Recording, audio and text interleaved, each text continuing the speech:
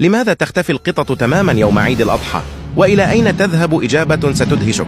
كل شخص يحب دخول الجنة يضع لايك واشتراك ويستغفر ربه بالتعليقات. فاعلم أن يدك شاهدة عليك يوم القيامة بأنك ذكرت الله. أسطورة الحج. يعتقد البعض أن القطط تشارك المسلمين في أداء فريضة الحج وتذهب إلى المكة المكرمة. أسطورة مائدة سليمان. يقال أن القطط مدعوة على مائدة النبي الله سليمان عليه السلام في هذا اليوم. الخوف من الذبح. يعتقد البعض أن القطط تخاف من رائحة الدم والذبح فتختبئ خوفا من أن تذبح هي أيضا، ولكن تبقى ظاهرة. اختفاء القطط في عيد الأضحى لغزا غامضا يثير الفضول الكثيرين.